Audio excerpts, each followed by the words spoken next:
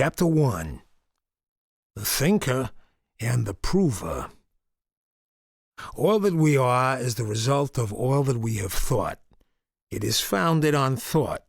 It is based on thought. Buddha, the Dhammapada.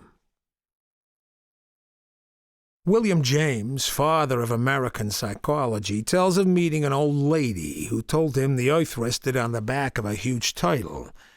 "But, my dear lady," Professor James asked, as politely as possible, "what holds up the turtle?" "Ah," she said, "that's easy. He's standing on the back of another turtle." "Oh, I see," said Professor James, still being polite. "But would you be so good as to tell me what holds up the second turtle?" "It's no use, Professor," said the old lady, realizing he was trying to lead her into a logical trap. "It's turtles, turtles, turtles, all the way." Don't be too quick to laugh at this little old lady. All human minds work on fundamentally similar principles. Her universe was a little bit weirder than most, but it was built up on the same mental principles as every other universe people have believed in.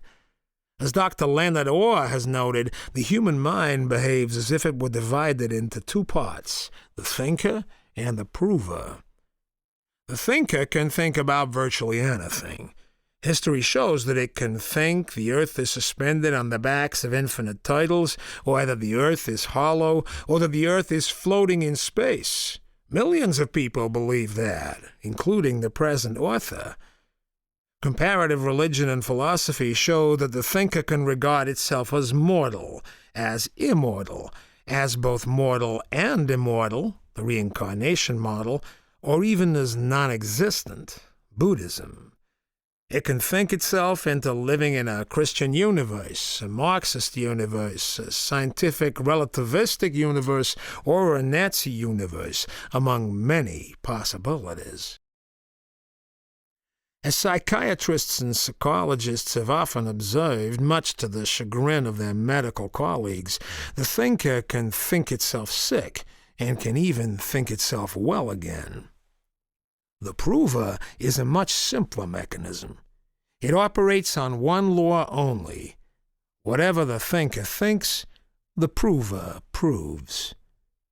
To cite a notorious example which unleashed incredible horrors earlier in this century, if the thinker thinks that all Jews are rich, the prover will prove it.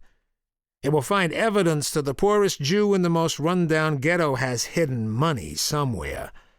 Similarly, feminists are able to believe that all men, including the starving wretches who live and sleep on the streets, are exploiting all women, including the Queen of England.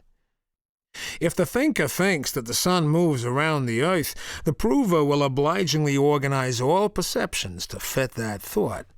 If the thinker changes its mind and decides the earth moves around the sun, the prover will reorganize the evidence.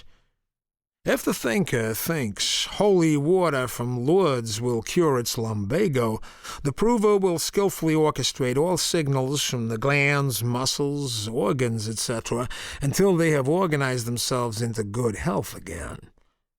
Of course, it is fairly easy to see that other people's minds operate this way. It is comparatively much harder to become aware that one's own mind is working that way also.